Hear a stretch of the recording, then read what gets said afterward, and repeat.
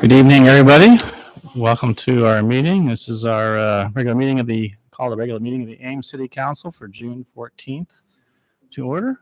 And Council, we're going to just bring to your attention a couple of items. Item number 23 under consent. It says the bid due date is July 27th. It actually should be July 26th, though.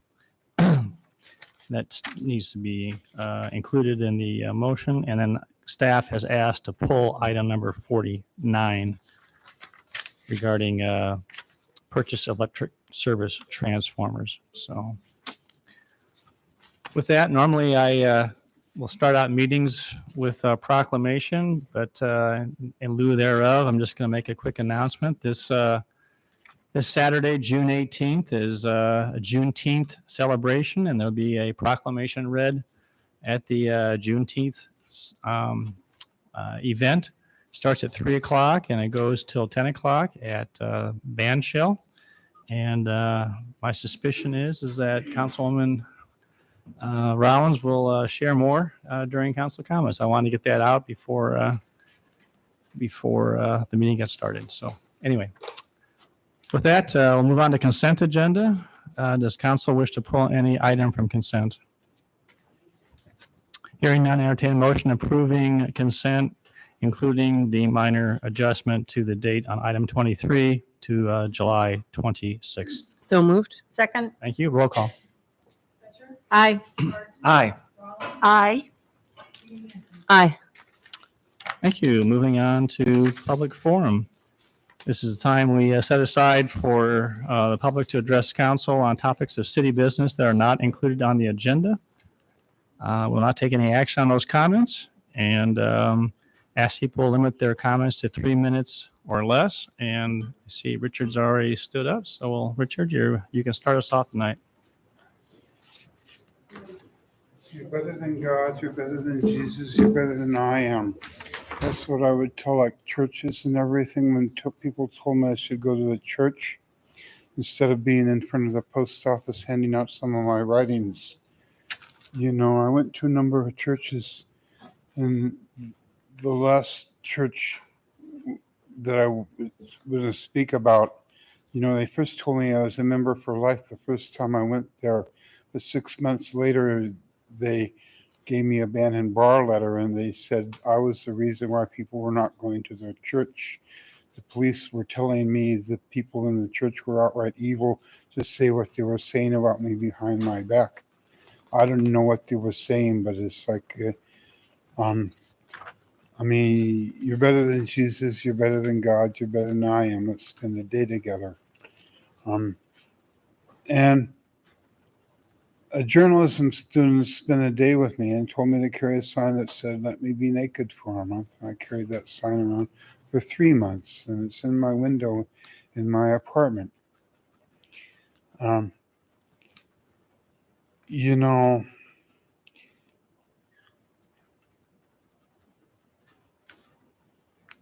I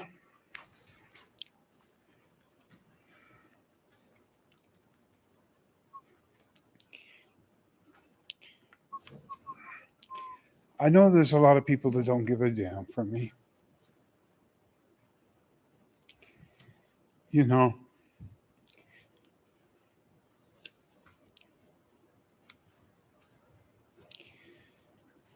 we are one small human family was the thing I tried to do as a senior variety show a couple of years ago. And I know I've shared it with some of you, and it's like they wanted me to be in the senior variety show this year, but it falls on the date of when I can't be there. And I also don't know whether I can be at that Water Rocks thing this Thursday and thing. And it's like, I don't know, the city staff tell me it's like they don't want me around. Thank you, Richard.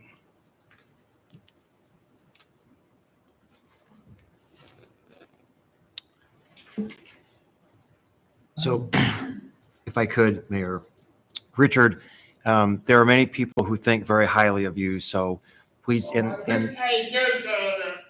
well, please know there are many in the community who value you. So, Merlin?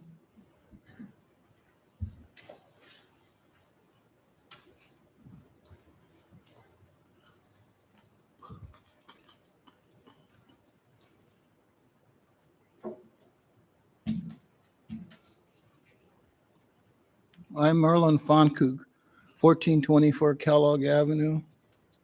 I want to talk about the link, the proposed hotel, apartments, office, and retail development along Lincoln Way between Kellogg and Clark. It's disappointing how little the city has tried to get the public sort of up to speed on this. Yes, the link is complicated. But after all, it likely is the biggest commercial project in Ames since North Grand Mall 50 years ago. Is it because Shankard thinks Winkleblack can't get financing for the project, so let's not spend time on it? I must proceed, though, as if the concept as currently presented will move forward. I tried to review how this mammoth project came into being. To me, it's like dropping 2 blocks of downtown Des Moines along Lincoln Way. Yes, we had a Lincoln Way corridor plan that identified this area as the prime place for a large project.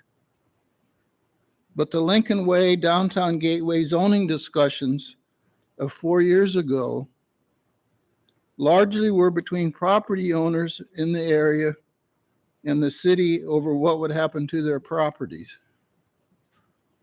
There was almost no participation by the general public. So what makes the council so certain the public approves of this 10-story hotel and 3 other buildings of 6 or more stories and 2 parking ramps? Most of the folks I talk to have little idea what the link entails. And why should they? The city has been abysmal at providing information. There has been no mention in Cityside. There is a listing on the city's website.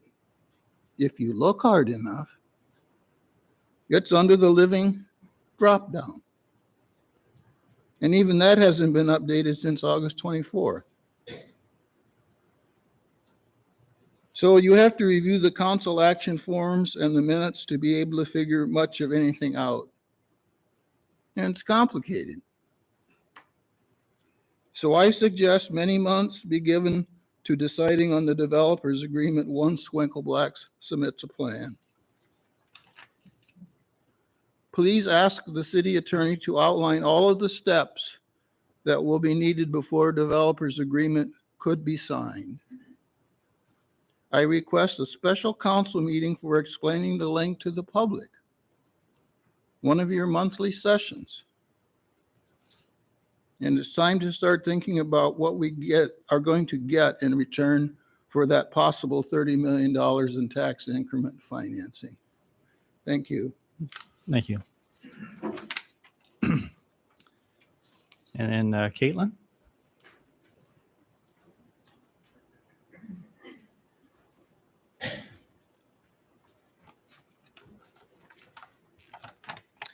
My name's Caitlin Leon. I live at 621 Car Drive in Ames, and I'm speaking on plastics tonight.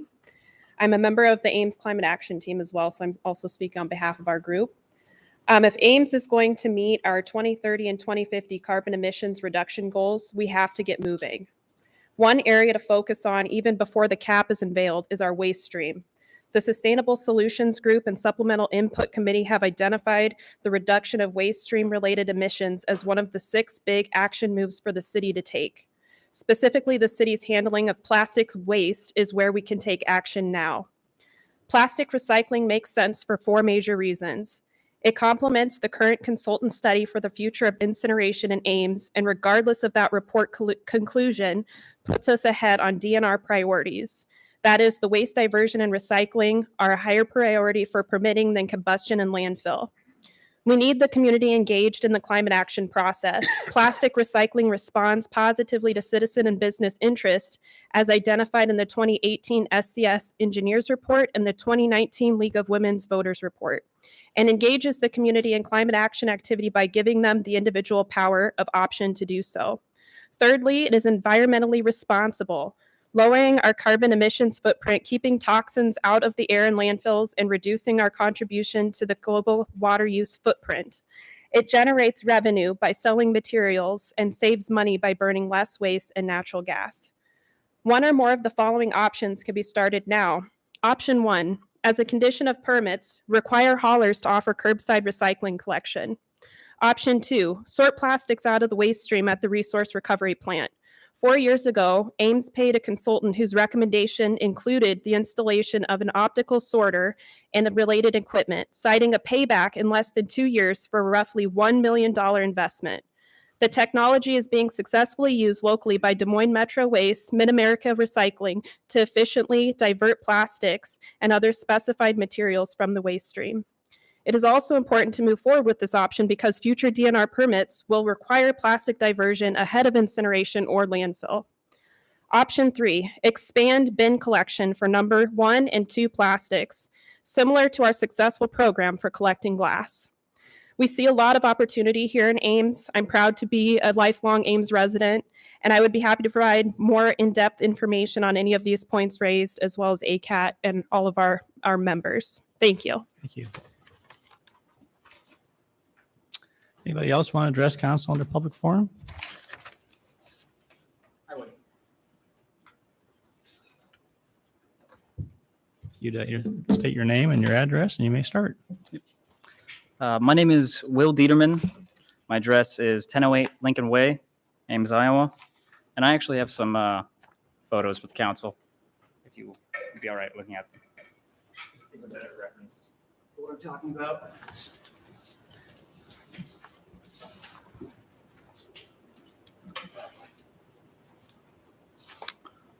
Okay. I'm here today because I have noticed some issues with the sidewalks and paths in my neighborhood. This is a map of my neighborhood. The solid lines are existing sidewalks, and the dotted lines indicate where there isn't any sidewalks. There are 3 sidewalks on South 2nd Street and South 3rd Street that abruptly end in the middle of the block. There is also South Oak Avenue. It doesn't have any sidewalks for 2 blocks, forcing people to either walk on the grass or walk on the street. If you look toward the bottom of the map at O'Neill Park, you will notice that its northeast corner has a tiny 4-foot section of sidewalk going nowhere. This type of problem can be detrimental to people in wheelchairs or parents with strollers or anybody who is walking throughout the city. This is a small piece of a bigger problem. I've noticed that the city of Ames has a lot of focus on heavily trafficked roads when it comes to sidewalks. South 4th Street, South 6th Street, and Lincoln Way get a lot more attention than a lot of the other smaller residential streets. This makes sense. These roads definitely get more pedestrian and bike traffic than any other roads. I also understand that new sidewalks are often added with new roads and when adapting existing roads. While this should be done, it doesn't do anything about the lower traffic residential areas. The issue is, if we want to make Ames a more walkable city, then we also need to focus on where people are walking and less on where people are driving. While I am very happy to hear of the potential plans to update Lincoln Way and add bigger sidewalks, I believe we should also focus on the smaller residential roads, giving people options to walk to the grocery store, library, school, the mall, etc., is the best way to promote walking and biking in our city. If you can make it easy as possible for people, it is far more likely that they will use these options instead of driving their car. It's also important to point out that not everyone owns or has access to a car. For example, my wife and I only have a single car, and I use it for work. She doesn't have access to the same amount of shops and facilities, either because she cannot reach those locations without a car, or she doesn't feel safe walking. The city shouldn't be limited to those who own a car, because that in the long term is going to hurt our citizens and local shop owners.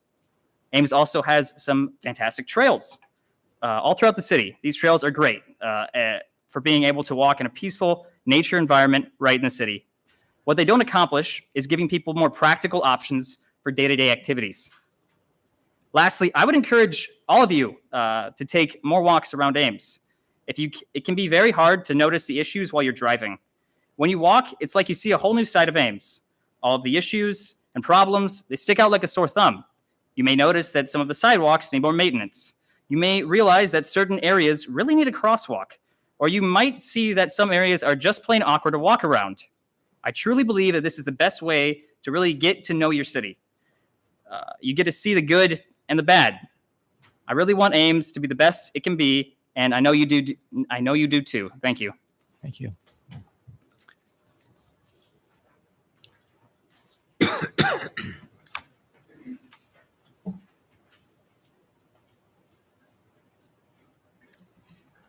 Grant Olson, 3812 Ontario Street. I did not coordinate with the previous speaker, but I would like to continue on the theme. High voltage line work is underway at the intersection of South 16th and South Duff in preparation for the reconstruction of the travel lanes.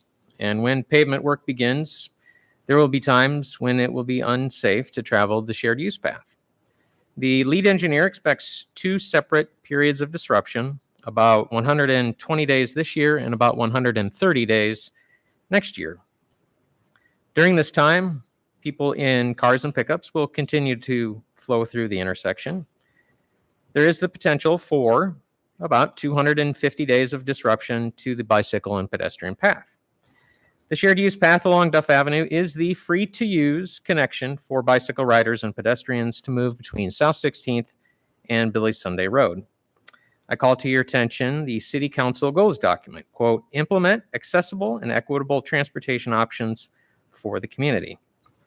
I'm here to ask that the council direct staff to create a safe accommodation for pedestrians and bicycles during the South Duff Avenue trail disruptions. Tried to think of some options, and one of the lowest cost options that I could think of was to use some infrastructure that we already have. And one of those options would be to make Cyride number 5 yellow route fare-free for the duration of the trail disruptions. Accommodations will be made for people in cars, and let's make sure that the people on bicycles and people on foot don't get left in the construction dust. Thank you. Thank you. Anybody else?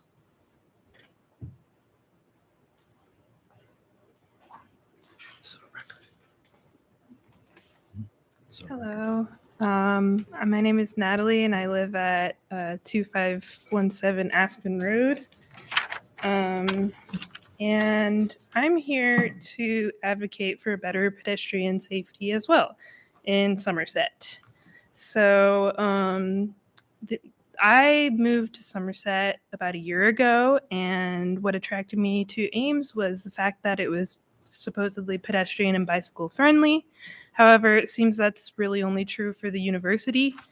The intersection of Aspen and Stange, I go on that intersection almost every day, and I always have to dodge cars. I think we really need to add a button and flashing lights at those intersections. I'm not asking for a stoplight. You know, I know there's not enough traffic there for that. But me and several of my neighbors have agreed that a button and flashing lights at the intersection of Aspen and Stange and Northridge and Stange would really improve our day-to-day life, especially for those who are children or who are blind or who are elderly and can't run across the street to dodge the cars as we are currently doing every day. So, yeah, that's what I have to say. Thank you. Anybody else? All right, we will close public forum. We'll move on to item number 42, progress report from Sustainability Coordinator regarding FY 2021-2022 activities.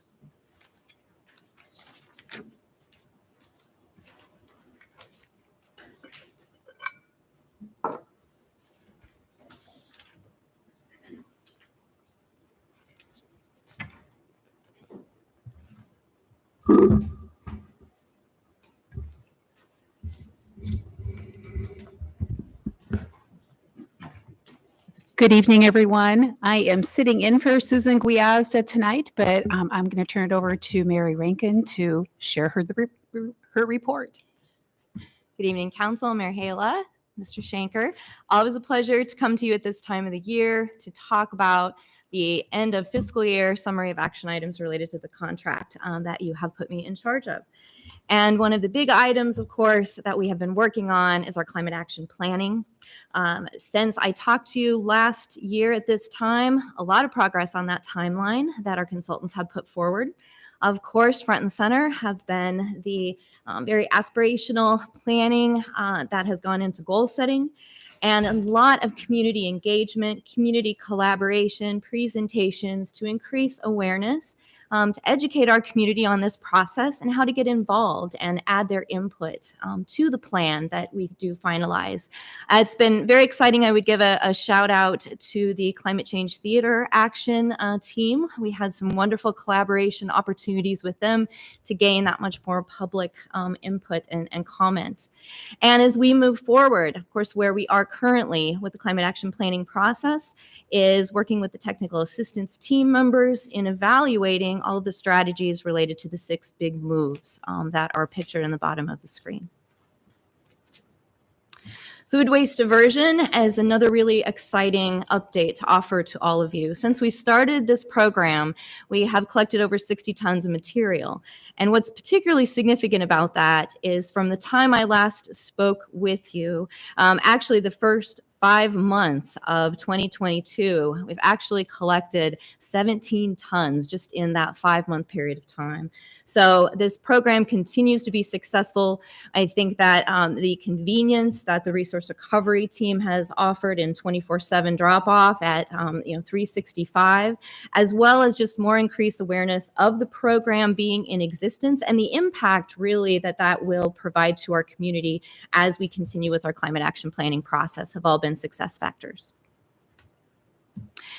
We have continued interest in sustainability in our business community, and certainly as being a part of the Smart Business Challenge, we to date have 38 challenge members. 26 of those are certified. So our team of 2 interns that we have each year continue to work very diligently on increasing certifications, but also recertifications as a business has been certified within their current certification standing for a 3-year period of time.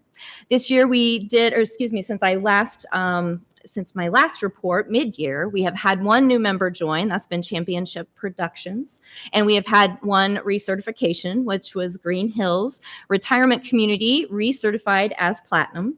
I love this picture because not only does it include the facilities director at Green Hills, but also 2 of the Green Team members that have been very proactive in ensuring this recertification process. We once again hosted a recognition luncheon for not only our businesses that belong to the challenge, but any of those in the community that are interested in increasing sustainability commitment and enhancing the different services that they can offer to their customers and within their missions. Through this event, we again held it virtually for considerations of COVID, but we do have our next luncheon plan. Hopefully we will be back in person next year, January 19th of 2022. I would also mention that we are piloting right now a very exciting component within the Smart Business Challenge that we are excited to extend to businesses across the community and also residents, and that is rethinking the energy audit process and adding in considerations related to carbon reduction, as well as energy reduction, as well as cost savings, looking at carbon reduction. So we have been working with the Iowa Energy Group We Championship Productions is serving as our pilot business. We have just completed a business audit, energy audit for them, put together a report not only noting energy savings, but also carbon reduction opportunities and different options that not only will help save them energy, but also support our collective community consideration related to climate change. Community engagement continues to be a big opportunity and a wonderful opportunity to engage our community in making a sustainable difference, increasing awareness, and just finding those relevancy connections to our community members as to what they can do to make a sustainable impact and where they are interested in finding more information and finding opportunities to be involved. So not only has that been me being involved in city opportunities and different connections, but it's also been a great connection to bring the city onto campus and tabling at our different sustainability events to really offer students that campus and community connection to making a difference and being involved. And Rummage Rampage, it's that time of the year again. We are excited.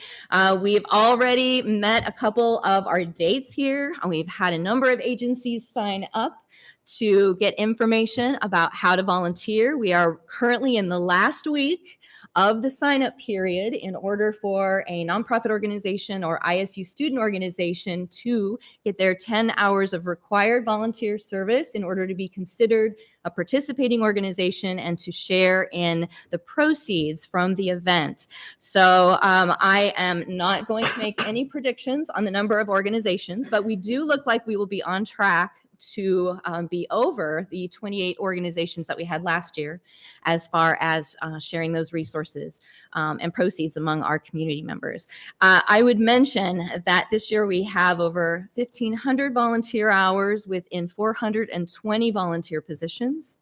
And the sign up has been very exciting. A lot of interest, a lot of positions have been slotted for at this time. So the items that we currently still have on the radar, through the end of this week, agencies can register those 10 hours, be considered a participating organization. Then what opportunities we may still have available, we will open up to the public to register. And of course, our event goes from July 29th to August 6th. During that week of July, before that, the week of the event, we will be doing a number of meetings. We will be bringing together representatives from the organizations that are considered participating organizations. We will also be meeting with lead workers that are volunteering at the event and getting everyone's questions answered. So we are ready to kick off the event on July 29th. I would mention that we once again are partnering with ROAR related to ensuring that if anyone that may be leaving our community finds it difficult to rehome a pet, that we want to make sure that they have a connection to get that pet into a loving home in a responsible manner.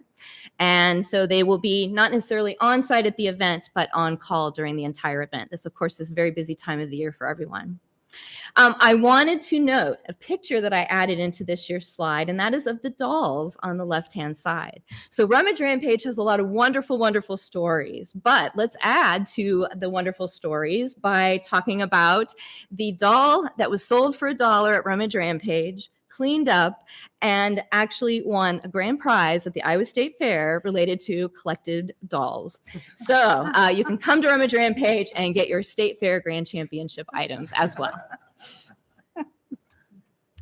Oh, and one thing that I wanted to do, let me just see if I can minimize this effectively. Oops. All right. Okay, so this wasn't what I wanted to do. Oh, here we go. Okay, so I just thought I would share with council. If you can give me 30 seconds, we put this little promo together just to say Rummage Rampage is back, and we're really excited about it. There is no speaking. You won't be able to probably hear the music, but I encourage you to go check out the link later. But the words and the pictures, I think, say it all. So here we go.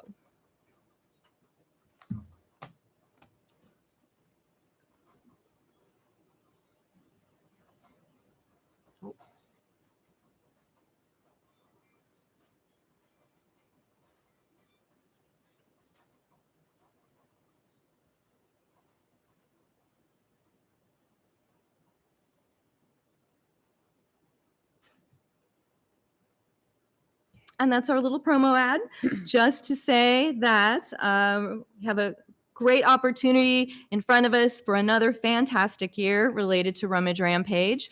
We are excited for the community to be looking in their corners and their closets, getting all their donation items together, and to also be making a list of those unique items that they haven't been able to find, but they might be able to actually find at Rummage Rampage. And with that, I would just mention, looking forward, of course, with council's approval of another wonderful year ahead, focusing on climate action planning. We will get that plan completed and start implementation, as well as continuing to offer unique services related to climate action planning also with our smart business members and our business community, and doing a whole lot of other things that probably will pop up related to ensuring a sustainable Ames. And I'm happy to answer any questions. Thank you, Mary. Questions? I'm dying to know which doll won, but that's okay. I'll ask you later. Round one. I had a question about the scope of services, and it's something that just occurred to me, especially after we heard all the speakers tonight who are advocating for better ped and bicycle infrastructure. So as we all know, the more ped and bike friendly a place, the more sustainable, less carbon and all that. And so I'm wondering for the bike ped master plan, and maybe this is kind of a question for Steve and then council in a way, what departments will be giving input on that, is Mary one of them that's gonna be in on any of that bike ped master plan? What departments are you saying? We have usually a technical team. You're talking about not the Right. public input. Right. What staff liaisons?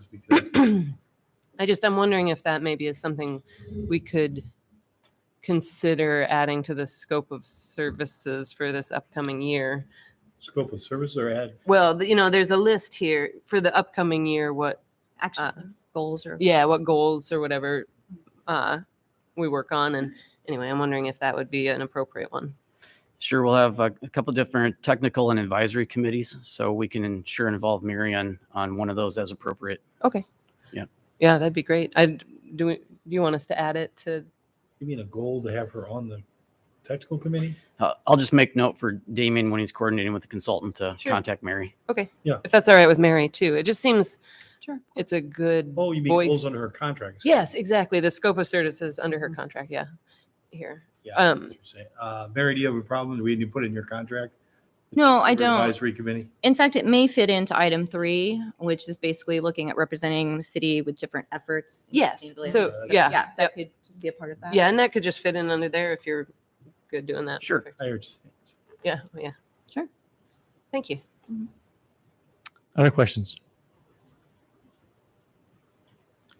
All right. The entertained motion accepting the report.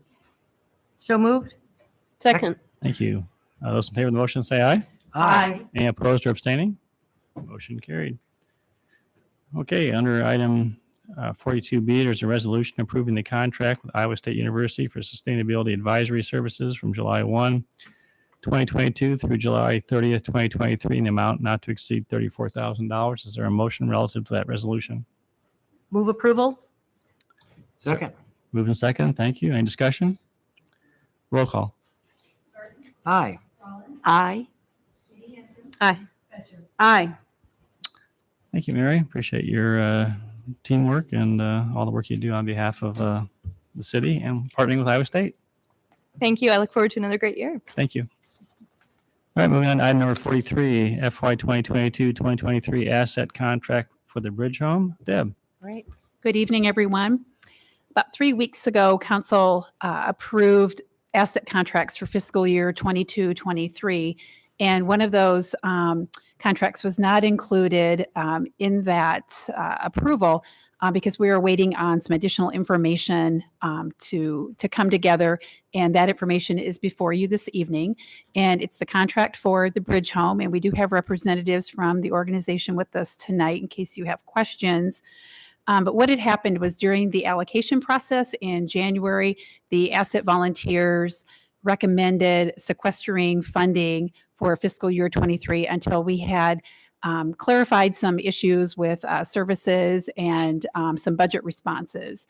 And so there have been a series of meetings between January and now to get that information clarified and to pull together a written plan of action going forward that involves members of the asset admin team and then the executive committee and staff from the Bridge Home. And that plan is part of the council action form. And what we want to do is just have routine meetings every month to discuss the services, any budgetary issues, clear impact scorecard data that we use in that particular program, so we can be tracking outcomes, and then any other issues that might come up during the course of the next year. And so the Bridge Home has reviewed that plan and has signed off on it. And they've also turned in their contract for next fiscal year. And so before you, we need to have a couple of things action being taken on, and that's unsequestering the funds for fiscal year 23 and then approving the contract. Happy to answer any questions. Questions? All right, open up public comment. Does anyone in the audience wish to address council on this item?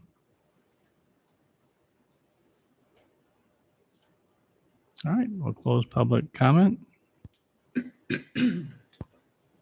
If there are no other questions, I'll entertain a motion on resolution approving unsequestering FY 2022-2023 asset funding in the amount of $144,202. So moved. Second. Thank you. Moved and seconded. Is there any discussion? Roll call. Aye. Aye. Aye. Aye. Thank you. And I entertain a motion on resolution approving FY 2022-2023 contract for the Bridge Home in the amount of $144,202. Move approval. Second. Thank you. Roll call. Aye. Aye. Aye.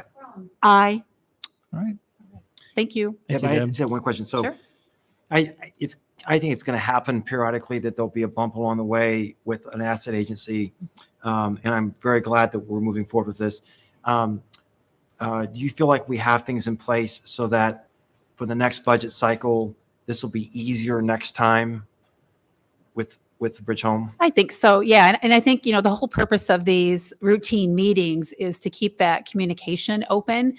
We've already had one of those meetings. We had it a couple of weeks ago just to walk through the service definitions within the asset reference manual and how those align or may not align with the way Bridge Home is providing services. That was a very productive discussion. And so I feel confident that moving forward with those meetings and having that open dialogue that we'll get any budget questions maybe answered ahead of time and understand how the services are being provided and what the plan is moving forward with their new campus and any additional services that may come about as a result of that new facility. Yeah, thanks for that. Yeah, obviously, the Bridge Home plays a very important role in our community, and we want to see an unbroken, level of support for them. So glad to have this done. So thanks. Absolutely. Thanks, Deb. All right. Thank you. All right, moving on to item number 44, a resolution approving a request from Ames NAACP for a $1,000 financial commitment to the 2022 Ames Juneteenth event to be held Saturday, June 18th at Ben Shell Park. Well, I received this letter from the interim president of the NAACP, as you noticed, and I tried to recall, we had dealt with the use or the request for funding in mid-year. Remember that? We talked about it. But I tried to go back and recollect. I think there was a general policy that you wanted to handle those requests during the budget time. But I think I questioned you whether you wanted flexibility that when some come in, do you still want to look at those and deal with a case-by-case basis? So I was looking for a motion that you might have made. It says, don't bring any of those before us. But I didn't see it there. So I passed it on to you. Normally this would be, and this was my fault, and I take responsibility. Normally we would have put this in the non-agenda packet and you would have referred it. But because of the timing of this, the event is going to take place on this Saturday. I just wanted to get it before you to give an opportunity to decide whether you want to finance this, or you could decide, as you've done on other ones, to not make a decision on this at this time, but ask them in the future they come back during budget time along with the other outside funding. So you obviously have two choices there. But I didn't see a blanket rejection as bringing forward. And I was trying to get this before you before the event, at least to get an answer for them. So I take responsibility for maybe violating your policy if that's what I did. So I think you have two legitimate options here. Discussion? Any It- questions? Well, I was just going to say, it seems to me that given the fact that we did approve several other outside requests late this year, I don't have a problem with this, but I hope that this is going to be an ongoing community event. And if that is the case, I would love to see this become part of that outside request process so that we have that request already in the pipeline and can approve it with our other budget requests. Yeah, I agree with Gloria. We continue to get requests for different funding causes that are all very good causes, but we have a process for this. And so it's difficult for us to say no to other requests for whether cultural or human service funding events if we say yes. Periodically, we're not really being consistent. So I guess I have some hesitations about setting a precedent. As great as the event is, it has nothing to do with the merit of the event. It's just the procedures. Rowan? I think it seems fine. And, in terms of it meets a goal, it's directly related to that. And I like Gloria's idea too of wrapping it into her regular process as well in the future too, in addition to. It seemed like council's really trying to make a transition into considering all requests, during the budget, process, maybe to consider this year, as you alluded to, Gloria, this is a transition type year and trying to encourage people that we're trying to get this all lumped together. And it also avoids awkwardness that may come up from something as well too. So, well, we have turned down other things that have been presented this year because they weren't presented in a timely fashion. So I'm struggling with this a little bit. So okay. It's only $1,000. So. Yeah. All right. Open public input. Does anyone want to address council on this topic since it's spending money? Seeing none, close public input. Entertain a motion on resolution approving the request from NAACP for $1,000 into the 2022 Ames Juneteenth event to be held Saturday, June 18th at Band Shell Park. Move approval? Second. I move to second. Any further discussion? Roll call. Aye. Nay. Abstain. Aye. Aye. All right. Can I move that we reach out to the Ames branch of the NAACP and ask that they go ahead and apply You may. during the fall too? Please. Yep. Second? All right. Those in favor of the motion say aye. Aye. Any opposed or abstaining? Abstain. All right. Motion carried. Thank you. On item 45, memo regarding revising requirement for Iowa State University representative on transit board. So the last council meeting, the council directed me to write a memo on this topic. The University Council at ISU, Mike Norton, had requested a change in our transit ordinance because currently it says that the ISU representative on the transit board shall be a vice president of the university.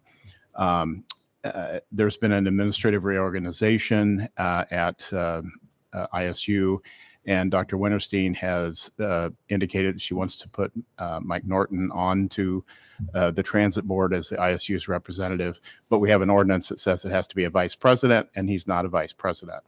So one way to deal with this, and we've talked to him about it, I've talked to him and Steve's talked to him, is to say a vice president or equivalent level position. That would seem to take care of it if you're okay with that. And that would allow him, he's the university council, he's on the leadership team, he's as he said, he's equivalent to a vice president, even though he doesn't have that title. Anyway, that's the request from Iowa State, and so if you'd like to proceed with that, if you just make a motion to direct the city attorney to draft an ordinance changing the language or the requirement for the ISU representative from vice president to vice president or equivalent position. Okay. Questions or comments? I just have one question about the role of the transit board in this.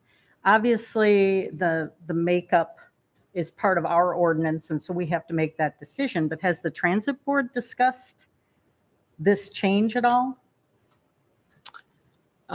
He was present at a meeting, though didn't vote at a transit board meeting, but they didn't, it's the city's ordinance, so they didn't really have an opinion. No one stated an opinion at the transit board meeting. Thanks. So my question is just practical. I don't know what an equivalent level position means.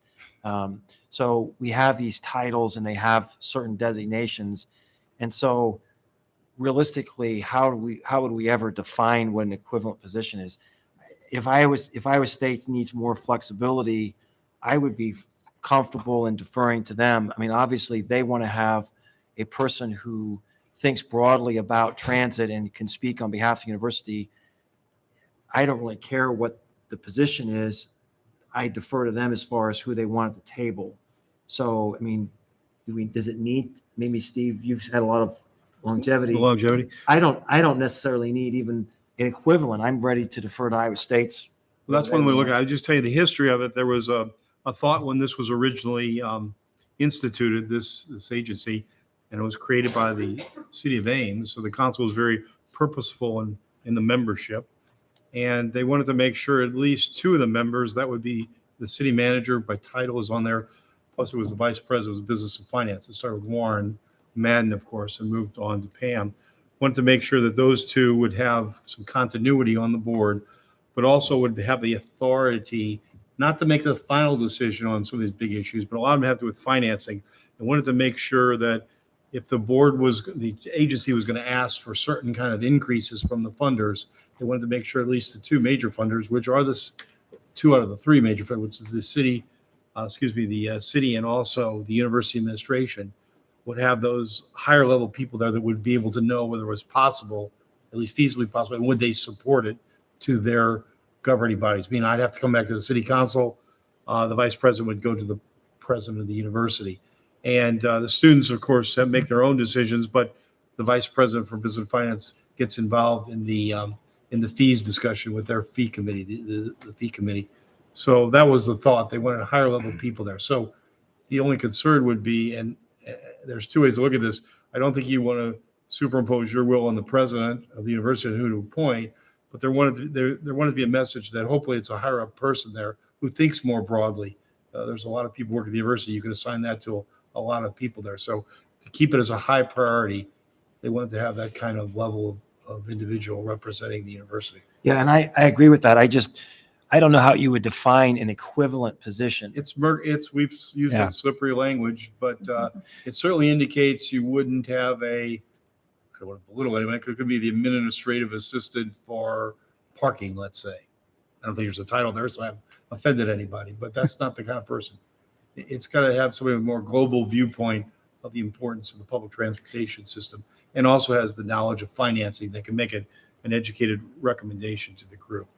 So it's not precise, and we're trying not to tie the hands of the university president either. But I think it sends a message of the level of the person you're trying to have on the board. And if you see Mr. Norton's email, which I included in my memo, he was originally asking for it to say that just a representative appointed by the president of the university. So when we discussed it with him and said, well, we want to make sure it's a high level person, that was the reason that we had the vice president language in there. Then, we started talking about this vice president or equivalent. So that was sort of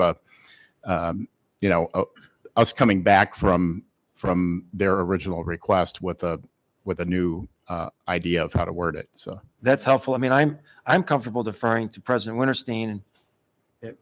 You think it should be something a little more precise? I think it sends the right message, and I think it'll accomplish what the president wants right now. It allows Mike to get on there, and we see how that language works. Okay. Does this impact any contracts at all? The level of, okay. It Perfect. only deals with the membership was laid out in the ordinance that was created by the city council, so it needs to be modified to allow him to become a voting member. Okay. That's what that's what you need to direct city attorney, if you'd like us to move ahead with that language, and he'll bring it back. Other questions, discussion? Entertain a motion giving some direction to the city attorney relative to this topic. Go ahead. Go ahead. Go ahead. I would move that we direct the city attorney to draft the ordinance using the language that's proposed in the council action form. Second. All right, moving second. Any discussion? Those in favor of the motion, please say aye. Aye. Any opposed or abstaining? Motion carried. Okay, thanks. We'll bring back the ordinance at the next council meeting. We likely will be asking for to suspend the rules and adopt it in one meeting because at this point, Mr. Norton, has been to one, and now he's going to be, I think, tomorrow at a second meeting, but won't be able to vote. And so, this will ensure that he'll be able to vote at the meeting after that. Right. So, okay, thank you. Thank you. Moving on to item number 46, 2516 Lincoln Way Development Project, storm drain easement for box culvert.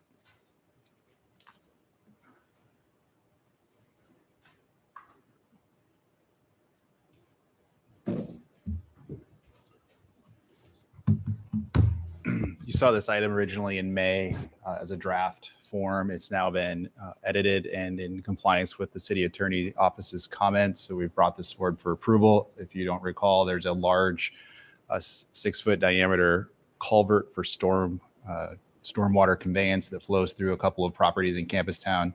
We have a history of allowing for some encroachment of buildings if they assume risk into that area where the box culvert exists. This agreement meets our interest for protecting the city and allowing for the city to maintain that culvert with the encroachment of a building onto part of it. So we recommend approval, and I'm here for any questions.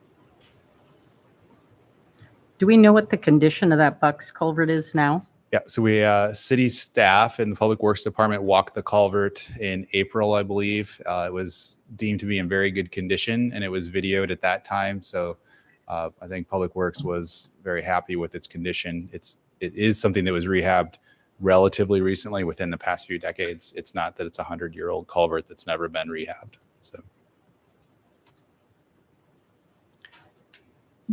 Is someone going to be from staff committee reviewing the proposed building construction that's going over this culvert to ensure that there's not adverse loads or issues caused on the culvert during construction or after construction, just to protect our interests?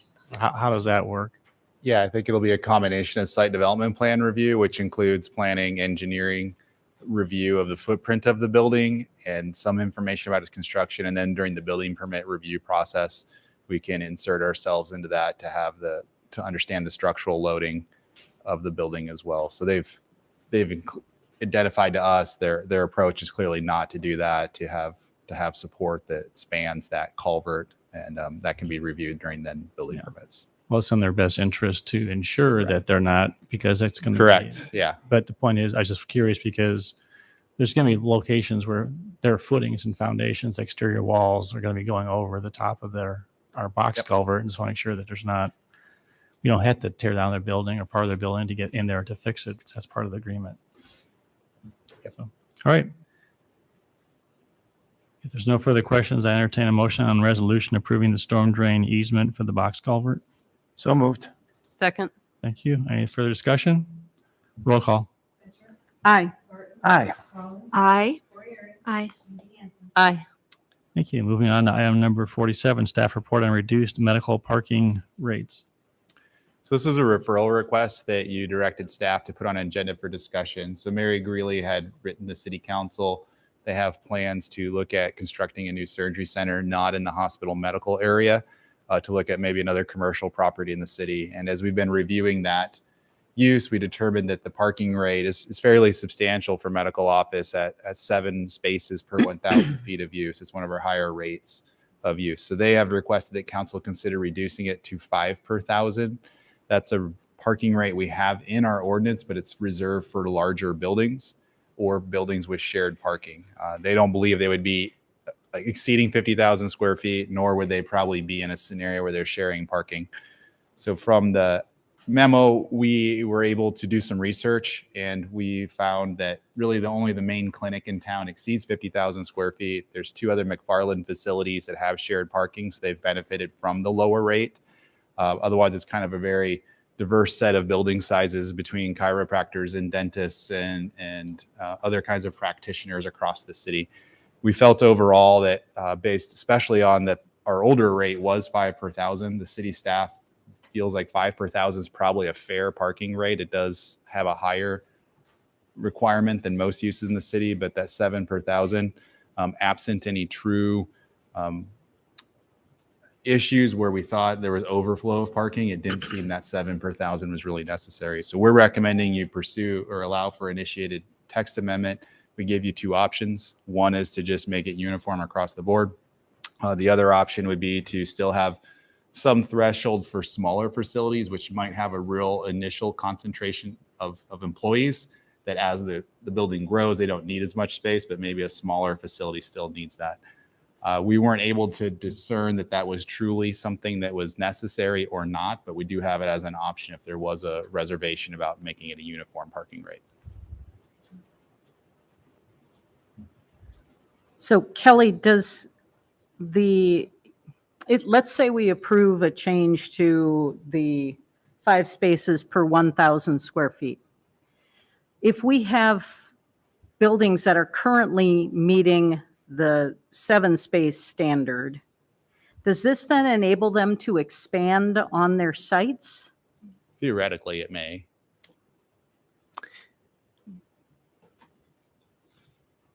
Other questions?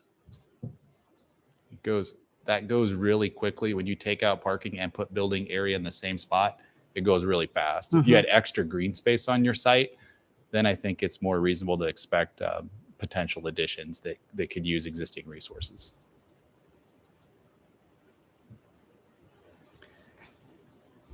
All right, I'll open up public comment. Does anyone want to address council on this particular topic tonight before it goes to potential text amendment change?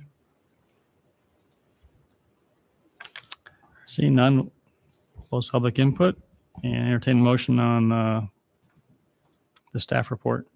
I'm gonna go wild and crazy, and I'm going to move that we reduce the rate for all medical office uses to 4 spaces per 1,000 square feet. I'll second. Thank you. Discussion. Now, my rationale for that is that was the ULI ITE recommendation for parking requirements for medical uses. And in general, I'm in favor of lowering parking requirements. Twofold purpose for that. One, less concrete needed, right? I think that's a benefit. And also, it encourages people to walk and bike more the less parking we have. So you will pretty much always hear me probably advocating for fewer parking requirements. Now, this wouldn't, if a business wanted to add more parking to provide to their customers, it's not going to prohibit them from doing that. But I think the requirement is satisfactory at 4 spots per 1,000 feet. So my question about that and my concern about that is the hospital medical zone being within our neighborhoods. And this is why I was asking Kelly whether the facilities could expand if we reduced the parking requirement. I know that there are neighbors who live around those current sites that are concerned about the potential for overflow parking on the streets. And so I don't feel like I have enough to go on to know whether reducing to 4 would exacerbate that problem or not.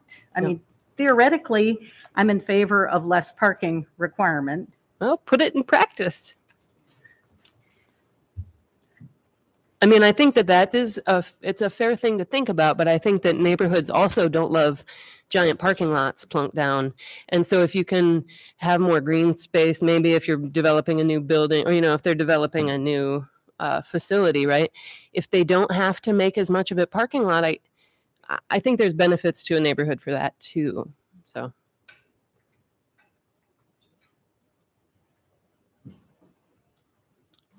Other comments? So, and I agree with Bronwyn's broader point. The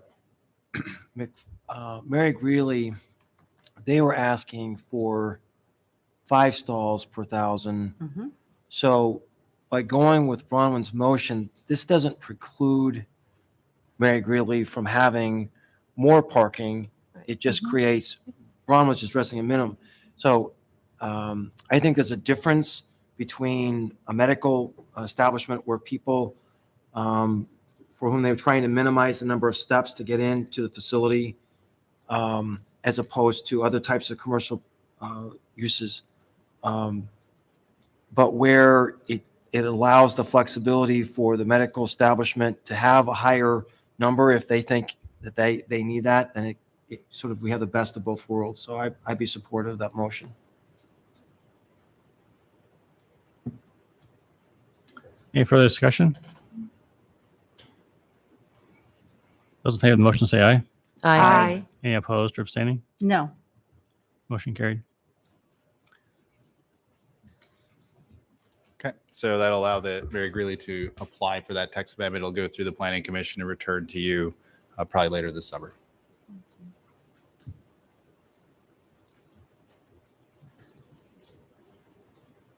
All right, moving on, number 48, resolution approving contract to DPC Industries of Bellevue, Nebraska, for purchase of liquid sodium hypochlorite for the water plant and power plant, amount of $1.74 a gallon for the first 6 months of FY 2022-2023.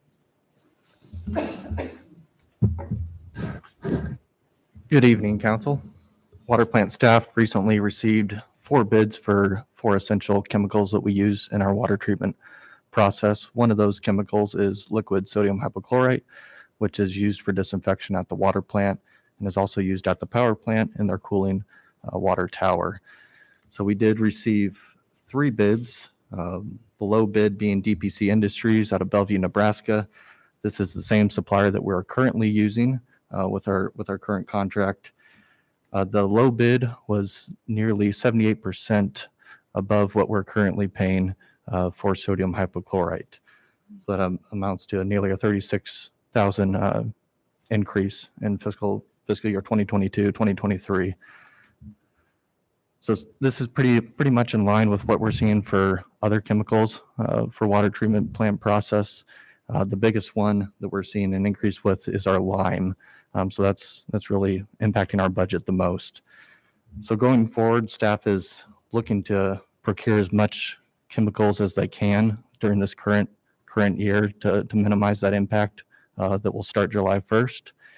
We've also identified about $30,000 in our operating budget that was there for contingency for chemical purchases. So those are 2 mitigation factors that we're looking at doing currently.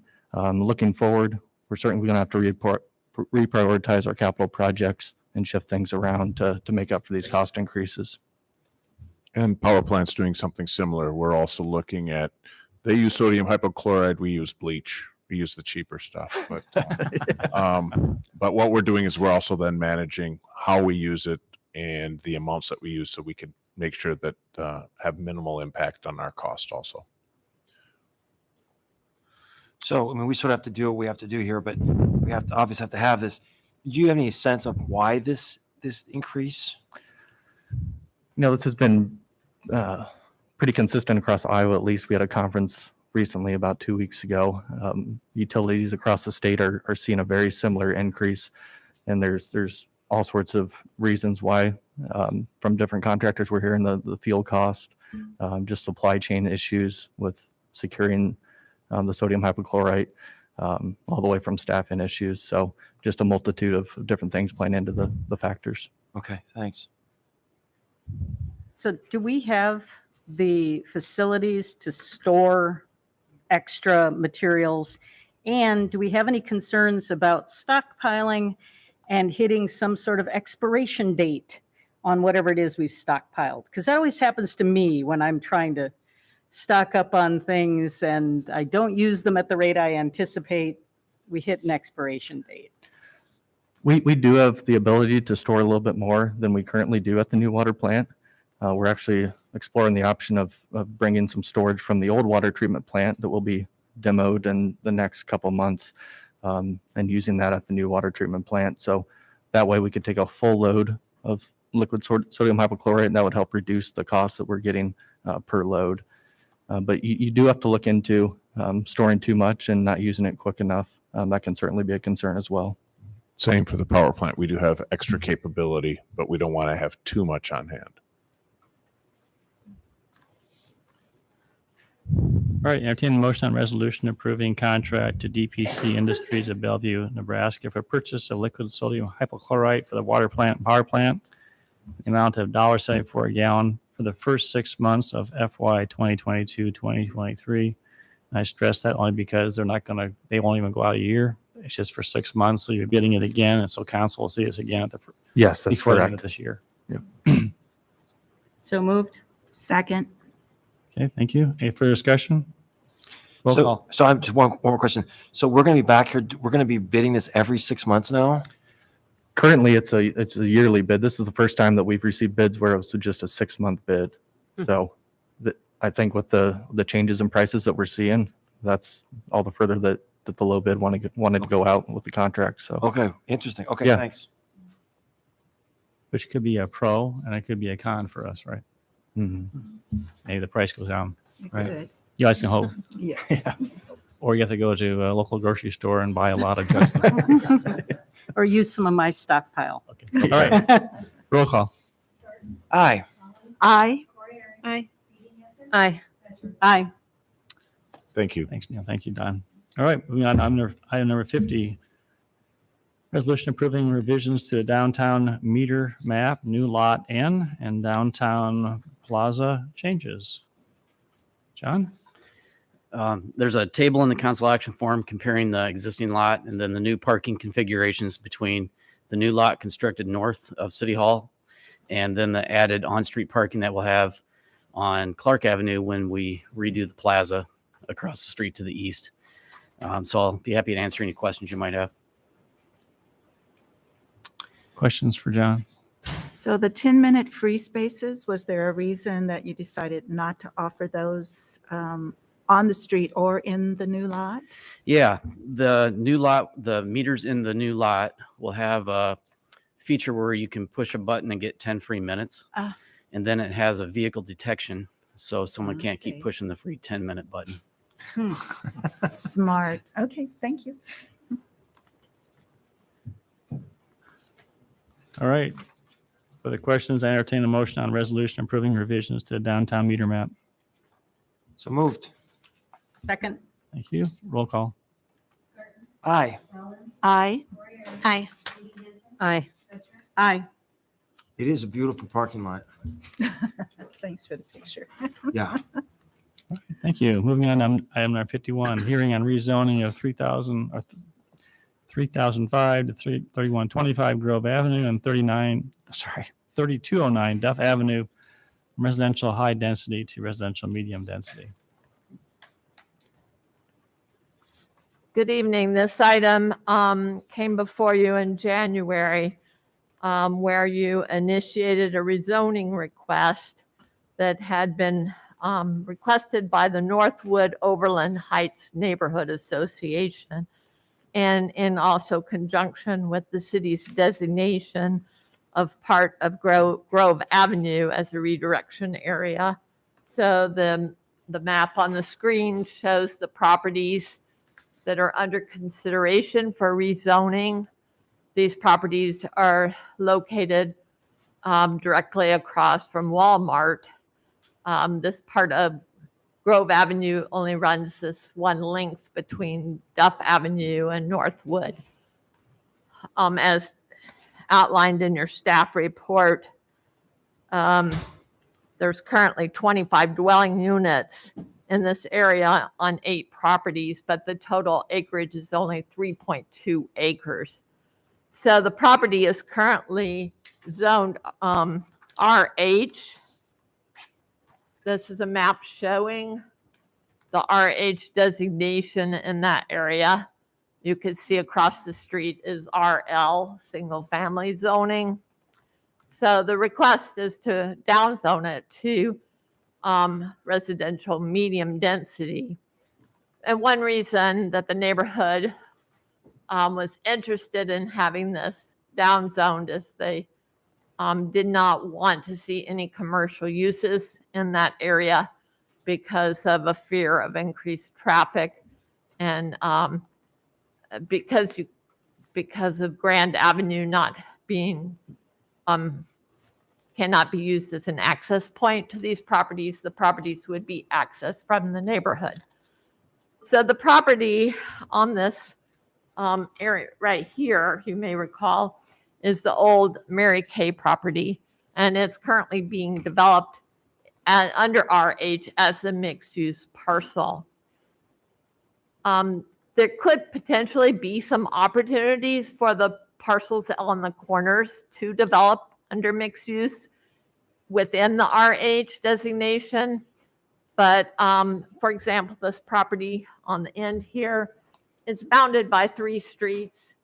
It has easement constraints, and it's a smaller property than the Mary Kay property. So in order to do mixed use, it can occur, but it's somewhat rare, and it has to be the right site to really allow the configuration. And I'll get into that a little bit more. So when the city council initiated the rezoning, they also asked that we reach out to the neighborhood and have a public outreach meeting.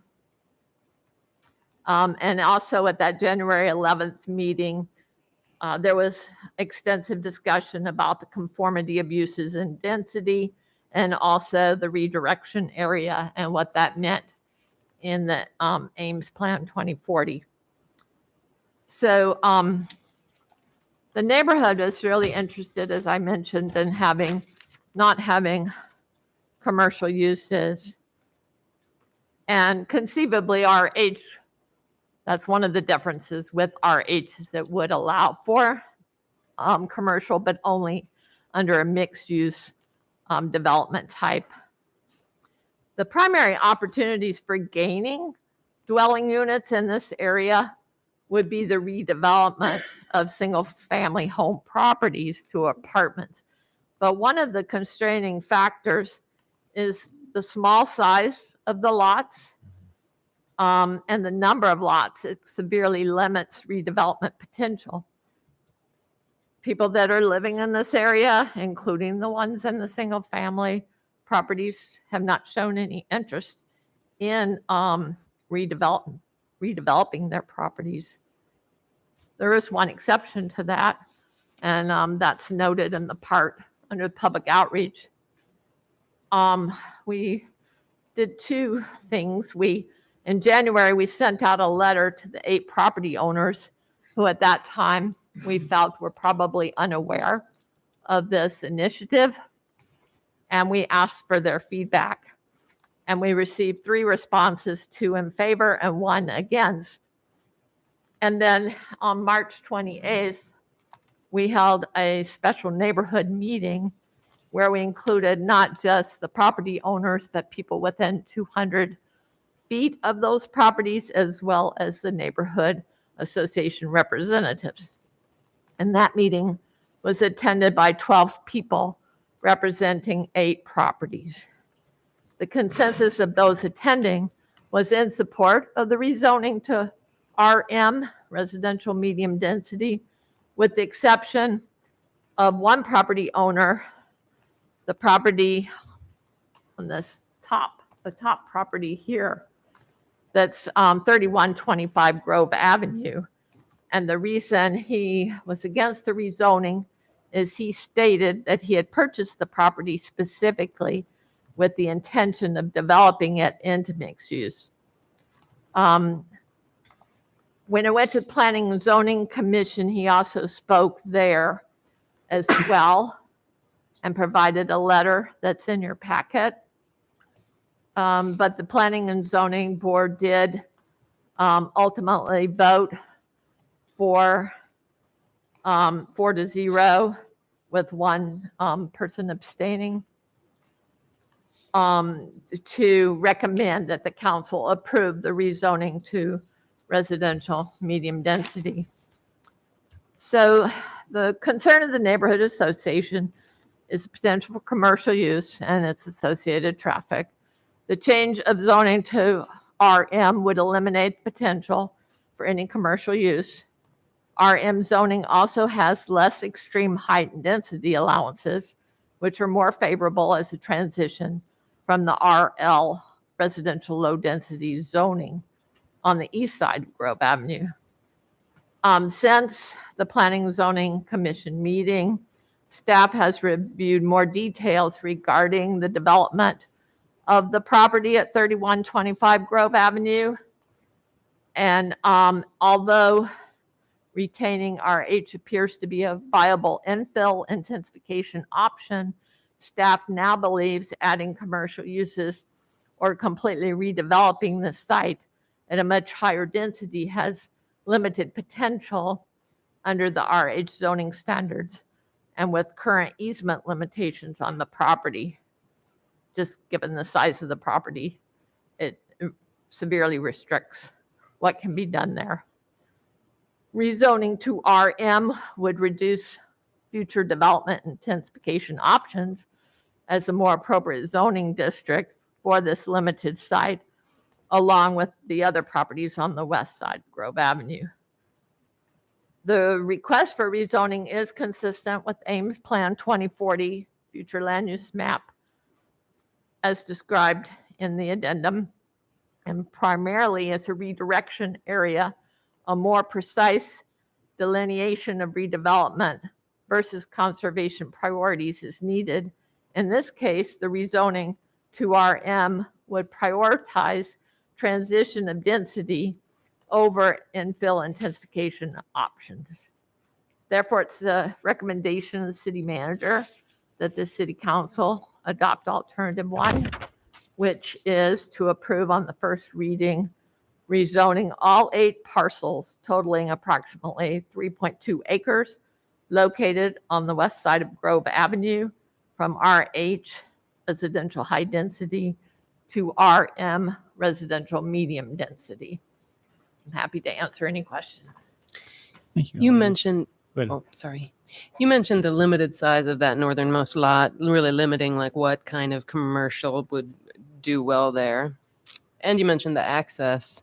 And I don't know that we would add access from Grand, but from that that east-west road there, would they be allowed access from that road as well as Grove? Northwood, is that what it is? Northwood would be the preferred point of access into the site, which is where it is accessed now. Currently, it's accessed very close to Grand Avenue as you close to the intersection. Oh, okay. Which is not desirable. Right. But moving it further to the east puts it in the front yard. So that you could have the access point there, but you could not have the parking. Sure. You'd have to have the access come down and around and parking more internal to the site. So yeah, okay. It's difficult. It would be difficult to align the driveway and have it work well for the development of this site, to align it with the Mary Kay driveway. So yeah, I guess I was just wondering about the possibility of that northernmost site. Yeah, and I'm curious if the neighborhood was presented with that as an option, or if there was any feedback given at planning and zoning, or maybe we'll hear some in a minute, if that one property, because of its limited size. There was some discussion, but they hadn't submitted anything to staff at that point. Since planning and zoning met, they did submit something to staff, but what they did submit was not a mixed-use development, and it was keeping the existing building and adding additional apartments. Oh, okay. So I think they were trying to keep the existing configuration and access point without, starting from scratch and being subject to all the rules that would be in place for a new development. Sure. Okay. And that would be an RM development then that they're proposing, or they need RH to do that? They could do what they were proposing under RM. Thank you. One other thing with the RM is it would not create any non-conforming properties. So even though it's a down zoning, all of the properties that are currently there would be conforming under RM. So what is it they're wanting to do? Is it public? What they're wanting to do with that property? What they initially wanted to do was he wanted to move his business there. He does computer related software. I am not remembering all the details of what he does, but he was hoping to move his business there and then put apartments above it. But the more recent submittal was not to have his business there, but to only have apartments. I see. Okay. And so just to make sure I'm understanding this, so the person who bought that property with the expectation of an RH would still be able to do their proposed plan under the RM. Am I saying that correctly? Good. Based on what they're currently proposing. Okay, Okay. thanks. Other questions or comments? All right, declare the public hearing on the rezoning for 3005 to 3125 Grove Avenue and 3209 Duff Avenue from RH to RM to be open. I have one card from Bob Long. You're invited to address council on this item. And then after Bob, anyone else who wants to address council on this item is free to do so. Good evening, Bob Long, 3124 Grove. I was going to keep this really short, but in the last 2 minutes, I don't know how someone can add another few more apartments to that facility and keep the parking. I mean, they're already parked out on the street. When Larry built that, it had the number of parking stalls for that number of apartments. If he wants to put a second floor on it, where's he going to park? Well, I appreciate your comment. Anyway, I will Because keep staff is very- it short. I will tell you, I'm here to represent myself and the neighborhood association, and we support this alternative one. Thank you, Bob. Anybody else?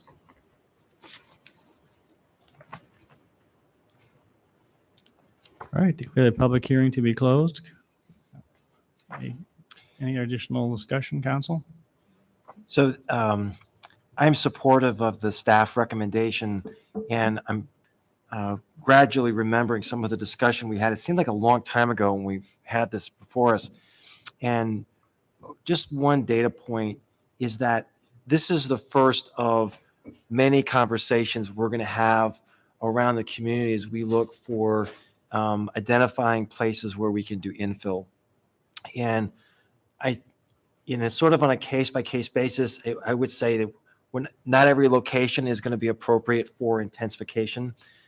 But as a council, we need to be willing to frustrate neighbors and those who would say, not in my backyard, because there's no way we're ever going to increase the density to the place where we're going to reach our goals. So as we think about this, and I'm glad we can accommodate the neighbors in this situation, but we can't have that as a posture all the time. So just wanted to throw that out there as a data point. Yeah. Further comments? All right, entertain first passage of ordinance. So moved. Second. Roll call. Aye. Aye. Aye. Aye. Aye. Thank you. Thank you, Eloise. All right, moving on to item 52, hearing on the 2020 entitlement CDBG CV CARES COVID-19 second round funding. Ms. Vanessa.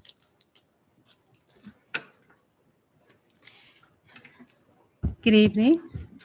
Before you, you have a follow-up to our March 8th City Council meeting where we talked about hosting a grant workshop to fund proposals from area daycare centers, food distribution, meal delivery for elderly type services for our second round of CARES funding that we received through the state of Iowa, which will be just over $600,000. So for the last couple of months, I've been working closely with the Iowa IED staff and putting together what I hope will be a fundable application based on their request. And we did reach out and have meetings with what we call our first and second tier. We're looking to prioritize daycare centers with these fundings first. And we did have a meeting with those daycare centers. And then we had a meeting with our second tier group, which would be food distribution and or delivery types of agencies in the community. And so we received, as you can see in your action form, proposals from 3 daycare agencies with a budget to do various types of expansion that we talked about back in March. So we're looking at kitchen appliances and infant care classroom spaces, HVC, outdoor STEM equipment, commercial kitchens, infant expansion, play equipment area, and so forth from our 3 daycare agencies. There are nonprofit facility-based daycares. And then we received a second tier request from Micah for a possible cargo van to deliver meals. And so in totaling all of those, we were very close to meeting that $600,000 threshold with hopefully a little cushion. We still have to go out and do bids and all of those things. So we're hoping that we would have enough to fund every level, but if not, we're going to try to take care of as many of the tier first, and then if anything left, we go to the second tier. And so we're ready to submit this application to the state for their approval so that we can get going on this second round of CARES money. And then, as you know, we have another big round of money coming up that I will be bringing to the council regarding our home art money. But as we said, we were doing these in priority is based on the deadlines of the funds. And 80% of the funds on this particular program have to be spent by next July. So the state is really anxious about having us do projects that hopefully will meet their time frame for their funding. And so I'll be glad to answer any questions that you may have. Questions for Vanessa? So I like the idea of what was being proposed. I'm trying to remember on council if we've ever had a conversation about the sort of the status of daycare and the challenges that people have for finding. I don't remember us having an in-depth conversation, but it's really hard. And so the only question I had, and these look like great projects, but oftentimes when we provide assistance for infrastructure or property improvement, there is some type of recapture.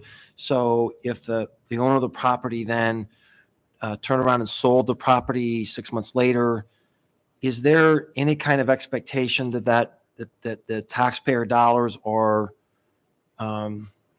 somehow preserved? Like any thoughts on that? Certainly, like we do with most of the things, even with down payment and closing cost assistance, we usually have some type of recapture provision.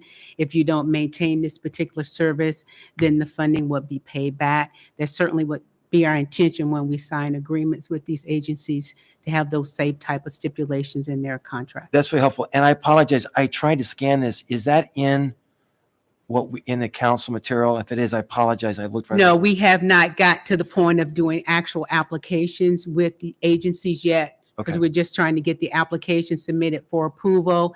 And then we would then begin to work with the agencies based on these particular items and then enter agreements at that point. Okay, super.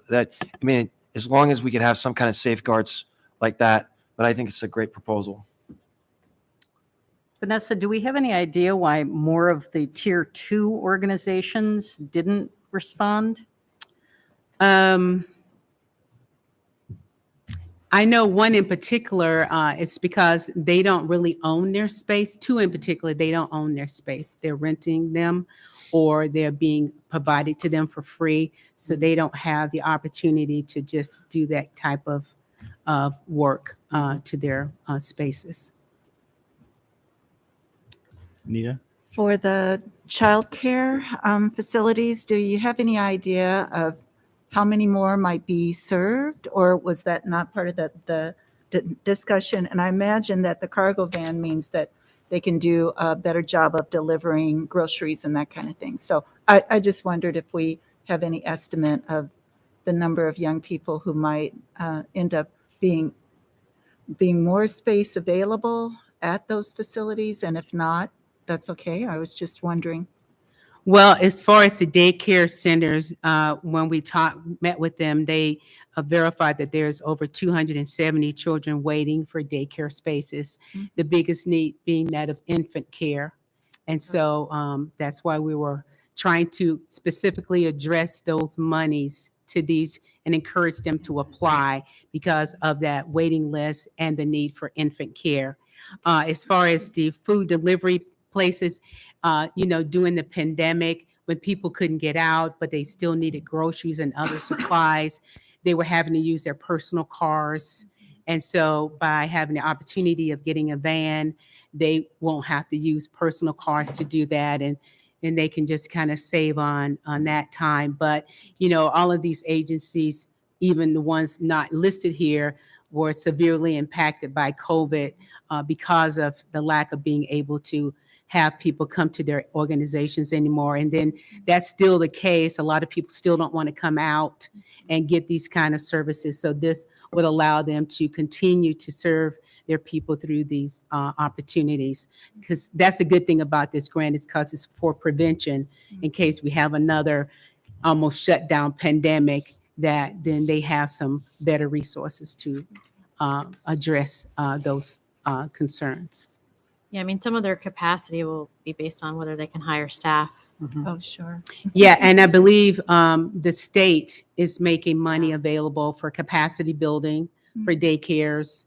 And I believe Story County has also done the same thing. So then this allows for that space part of it because they should be funding to help expand the staff for it as well.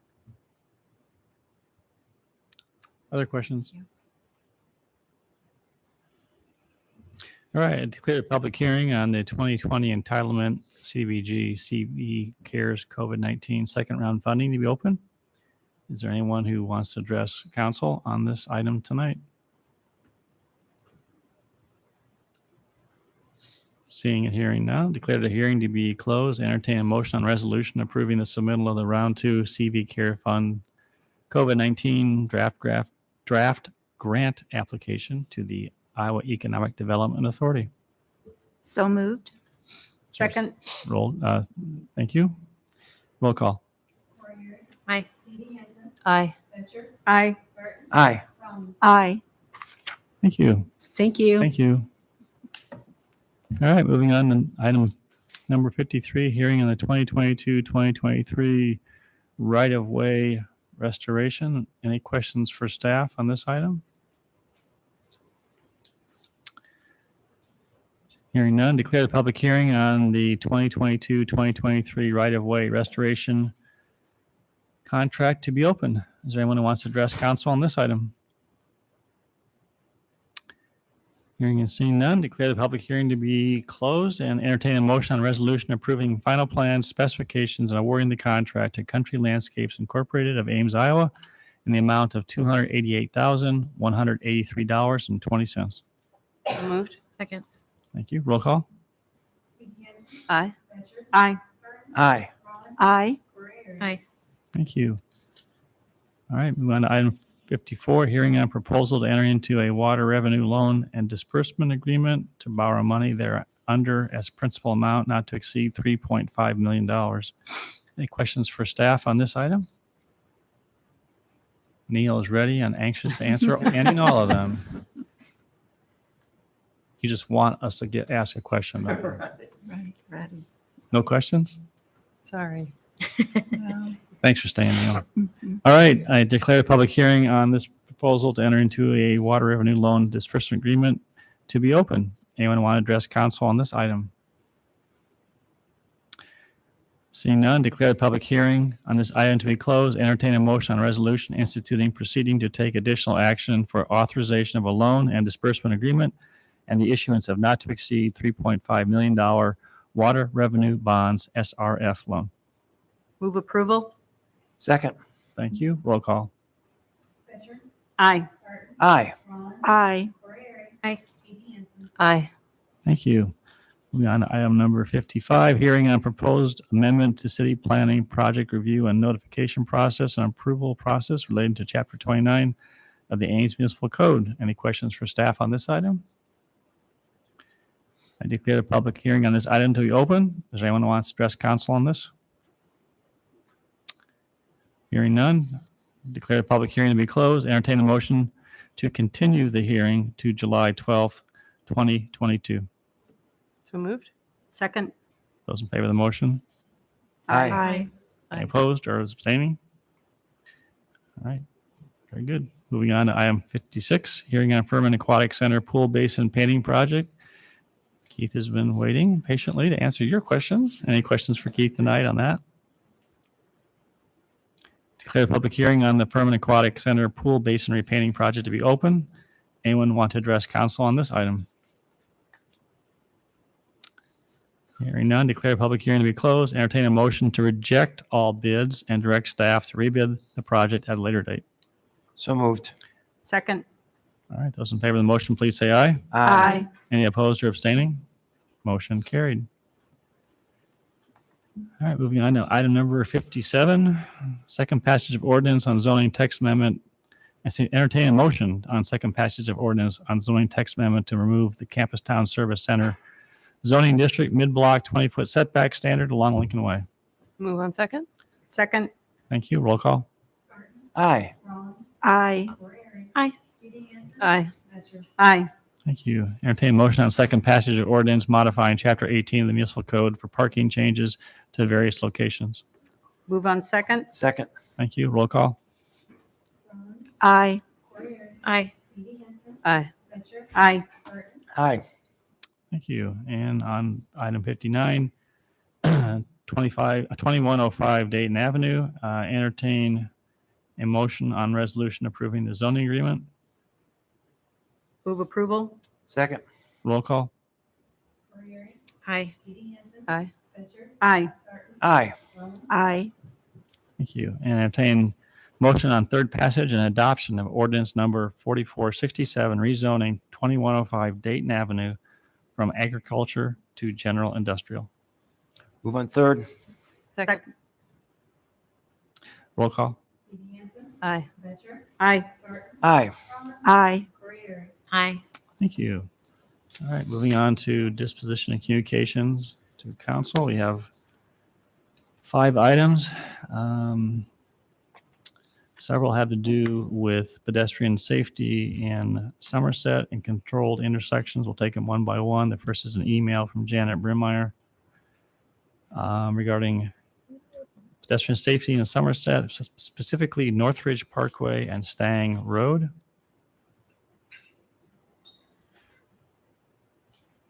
Mayor, since we have 3 that are all related to that same area, to me, it just seems like they belong together. And I can't remember whether we have asked for an update on what's happening in Somerset or not. It's come up several times. I think we've given it to you before, but Go ahead. I was just going to say, I feel like we need to do something up there, Mm-hmm. but I don't know what. And we have asked staff for reports before, but maybe like, do something. Well, I guess she refers back to look at putting stop signs up there. like what about if we ask for a memo on a rapid flashing beacon on Stang and a intersection of staff's choice? So, and I'd be supportive of that. I would also be Wait, interested. what kind of beacons? What are you The, trying to do? the push button So you want to stop traffic? Or you just for want pedestrians. I mean, not everybody would use it, but that's a bigger, okay. You know, that's we had a request for that earlier tonight. Yes. In person. Yeah. And then there's the email request in general for the Somerset. My recollection, and it may be inaccurate, is that the last time this came up because of the emails we had received, we were told about the traffic study and then an update to the traffic study that had been done during COVID. And I got the impression that there was an opening for us to ask for another update to the traffic study now that traffic patterns have returned to their normal configuration. But I don't know if that's an accurate memory. Well, you remember, I thought we sent that, there was an update. there was an update we sent out to you. Could have been like 6 weeks ago, maybe. I might have missed that. Was there? Maybe. I don't know if it was that recent. It didn't.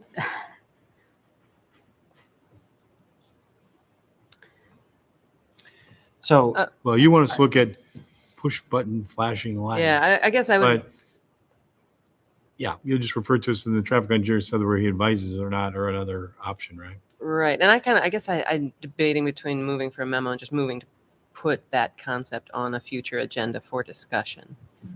We have multiple locations. You have Northridge Parkway and Stang, Northridge Parkway and Stang, Kent Avenue and Stang, and then you had Natalie asked about Aspen and Stang. So you have multiple intersections. Could I move to request a memo from staff on the best location along Stang to install a push button beacon? Is there a second? I'll second. So this presumes that I want one somewhere, and staff can. I mean, I think we're looking specifically in the Somerset area. I Yes, don't know. that's that what I meant. anything Yeah, is yeah. I guess warranted in I meant north Northridge of, Heights. right. I guess I meant in the Somerset area Yeah. specifically is what I meant. I'm sorry. My concern about that motion is that I would rather have staff make a recommendation because I don't know that the flashing beacon is what's needed. Right. It may be something else that's needed. Maybe even Or- a stop okay. sign. I don't know. So Maybe I could do a friendly amendment to ask staff to recommend a location along Stang in Somerset. why don't you Or just withdraw your motion. You have a new motion. okay, yeah. Okay. I withdraw my own motion. I move that we ask staff for a memo detailing where along Stang we might consider putting either a beacon or other traffic calming measure. Second. Any discussion?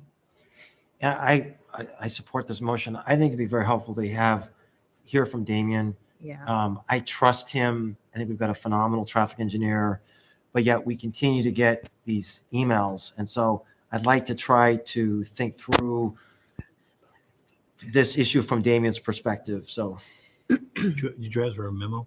Yeah. Okay.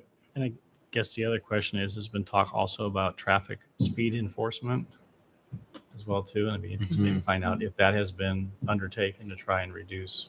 There's one of those they have the feedback signs, feedback and it's signs always already. blinking, you know, going too fast. Tickets. I mean, Oh, yes, that. Oh, there's definitely people who have gotten tickets on that road.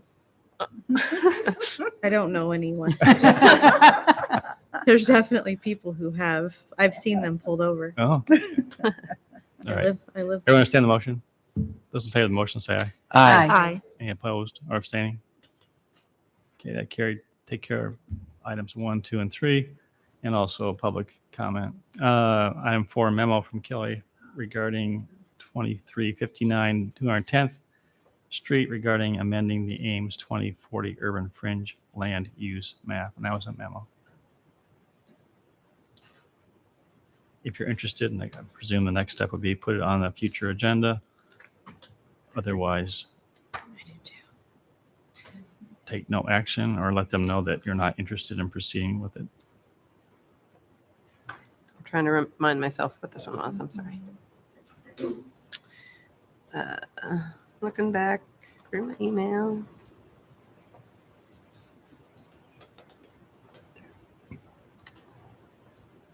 So I have to abstain, but just to answer your question, this was the gentleman who moved here, he and his wife moved here from Rochester, who came and spoke during public forum.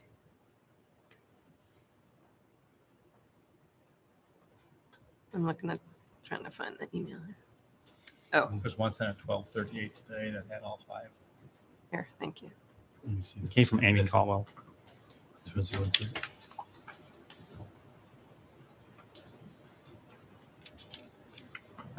It looks, I'm always in a bit of a quandary when we get these memos that look like action forms, whether we can actually say anything about the deliberation. For example, we have a staff recommendation on here.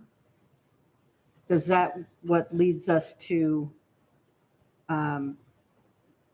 putting it on agenda or simply saying we aren't interested? That feels like deliberation to me. Well, I think that the Move to two put it on options, an two agenda. options were Yeah, presented. we as just have one, to move to put it on the put on an agenda, or just tell them And then, we're not interested in pursuing it. Right. At that point, then obviously, as you know, we could talk about it at a council meeting.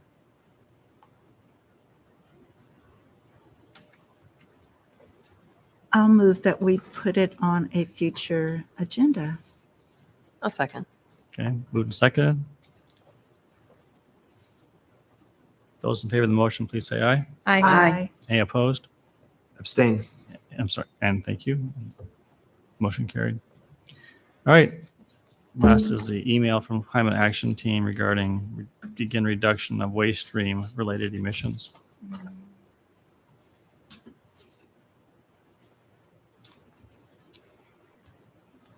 I feel like we should do something in response to this, but I'm not sure whether that is in the form of a memo from staff. And I guess Steve would have to decide who that staff is. That Doesn't would be matter, you just responsible. say staff and we'll get the right people. And what's the status of the current waste to energy audit, and what's the timing on that? Can you remind me, Steve? Brian, do you know when the council can expect to get the resource recovery study? Is it the next month or two or what? Yes, I think it would be sometime here in the next month or two. We've sent comments back to the consultant that they're reviewing to incorporate into the final report. So we expect that here in a matter of weeks. And with that, will we also get the other one about? We were going to put that second to see what you do with the first one. And that's the organized, remember the organized approach, which I agree what we have to decide how we're going to do this by zones or one entity and hopefully put in the RFP a request that they be responsible for curbside recycling, including plastics. So that I didn't think we wanted to get ahead of that study. I mean, I feel like it's really already in the works here, so maybe we just communicate the timing of these two things. We have Again, to have some discussions with the haulers. We haven't. We're going to start explaining that to them, and there'll be a lot of angst on their part, But you talk to them about. We've had some discussions a couple of months back, but these two items are somewhat linked. Yes. Because they impact the composition of the waste that we might have. Yes. And that impacts what kind of energy we might be able to make out of it. Size of the So I would think both of these items we should be getting back to the council here this summer. Good. So that you can ponder them, but they are big issues. Yes. That rely on each other. So maybe could we, I would move we communicate that timing and think that you make just did. Yeah, exactly, and make sure that they know any opportunities for input during those. I suppose we don't have those scheduled yet, maybe. Yeah. But Those will all come back to the council. Yeah. Be a lot of discussion, I'm sure. Okay. That's good. All right. Brian, could you just say a word? I know we're getting close to done, but I thought that the comments during public forum were helpful, but you and I have had some discussions about the prospective plans for plastic diversion. Could you just give us a couple sentences on just some of the preliminary thoughts that if we were to redo the resource recovery plan, there would be some opportunities there to do some pretty significant and fun things in terms of plastic diversion? So the consultant that we've retained to explore what we might do to create the next generation of waste to energy, is identifying different ways that we might divert plastics out of the processing using optical sorting or using other technology. That will, there's a whole host of items that are related to each other in that we'll have to talk about at length when we get back to the council.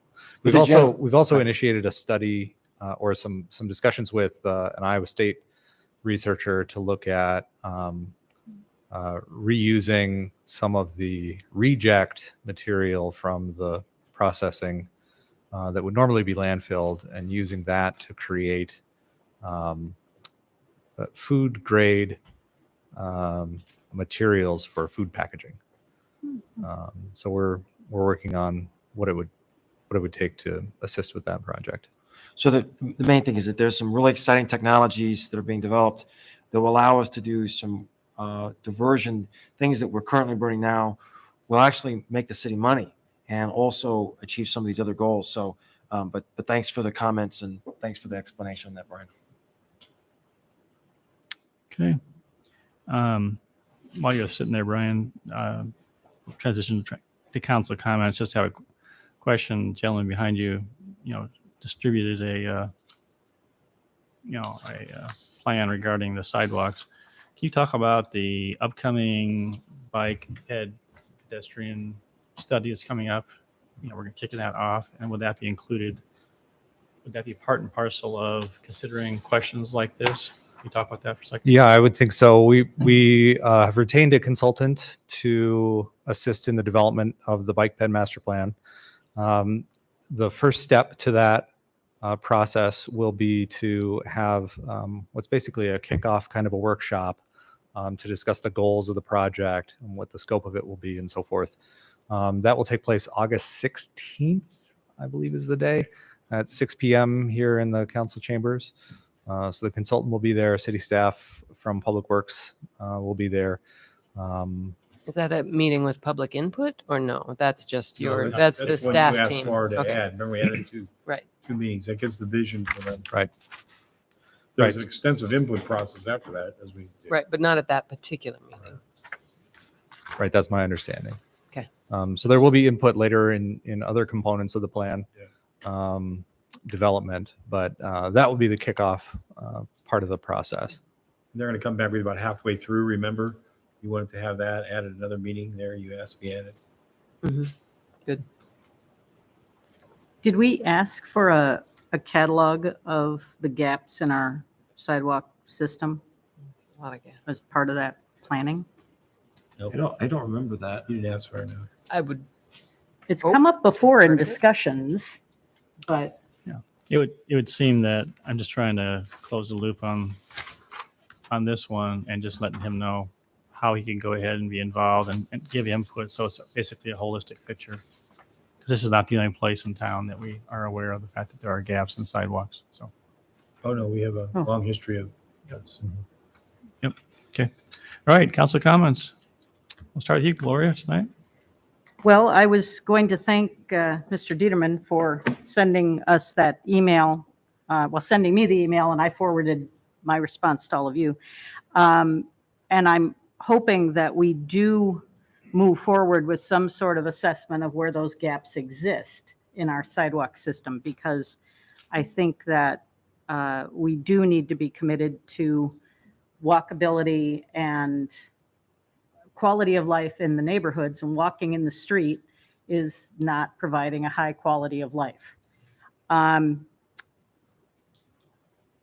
Other than that, several of us attended the International Town and Gown Association Conference, got some good ideas, have passed them on. And I think that Ames' efforts at community engagement were well received by those in attendance at our session. And there have been other communities asking to see the report on what was done with our partnership with the community and regional planning students and Professor Poplin. So thank you for funding that trip. Very good. That's all I got. Tim? I'm going to sort of a somber note. June 2nd was a pretty tough day for this community and for Cornerstone Church. We have been a part of that church since 1996. That was really one of the main reasons we moved back to the community. And so it was the worst day in the church's history. And I want to just convey on behalf of the church the deep appreciation to Iowa State University, the Story County Sheriff's Department, and the support from the community has been unbelievably positive and supportive. And so in the midst of great tragedy, it's an opportunity to be thankful for the support that we've had. So thanks for all of that support. I'll also say thank you for giving me a chance to attend ITGA. Great contacts as well as good information. So I'm looking forward to seeing how we can incorporate some of those ideas. And then, as the mayor mentioned, Juneteenth on this upcoming Saturday, 3 to 10 p.m., we have some really great sponsors, like a wide array of agencies and businesses are supporting us. Generally from 3 to 7 p.m., we'll have vendors, live entertainment, a resource fair, Black-owned businesses, as well as those who are looking to employ. And so it's a family-friendly event, double Dutch competition. You can go out and sign up on the website if you like with your team of 3 to get involved in that. Free food and beverages. From 7 to 8, there'll be a chance to do some line dancing before our movie, our superhero movie from 8 to 10. Ames Public Library, just a number of sponsors. So Van Shell Park, anytime between 3 and 10 p.m. on Saturday. Love to see you. Look at the Ames NAACP or Facebook page for the NAACP in order to learn more about our Juneteenth celebration. Amber? Nothing for me. Rylan? Nothing for me. Bryce? Nothing. Oh, I did have something. I forgot. Sorry, it was been a crazy day. So I emailed everyone from council, so you all aren't surprised, but I wanted to get a memo from staff about taking credit cards and debit cards at City Hall for utility payments and parking tickets. Second. Those in favor of the motion say aye. Aye. Any opposed or abstaining? Motion carried. Anything else? No. All right. Well, the city manager and I last week flew out to Washington, D.C. to do our annual visit with our senator and Representative Feenstra, Congressman Feenstra. And also we had the first time they had a bunch of people brought into the hotel to talk about a variety of different, programs. And the one thing that we are trying to explore is what are the options for some grants related to sustainability. And so no one should get their hopes up, but we're going to try and do some teasing out of what there might be. We were told that the Department of Energy does have some, grants, but when I saw some of the numbers they were talking about for grants for other things, I mean, they look like pocket change compared to what is being spent on other things. Point being is we're going to be trying to explore that concurrent with the research that staff is doing on the financing or financial aspect and impact, and see if we can kind of defray some of that as well too. We did talk about specifically about the waste to energy study, which is being done, and the cost that's going to be facing the community if we do something like that. So it all kind of ties in together.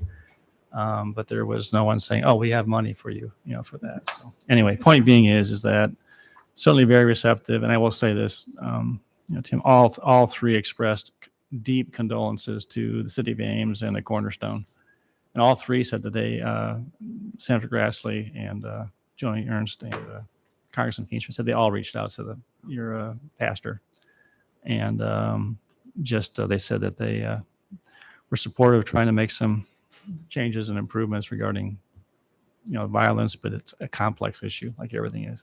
So anyway. All right. With that, I entertain a motion to adjourn. Move we adjourn. Second. All right. Those in favor say aye. Aye. All right. We are adjourned.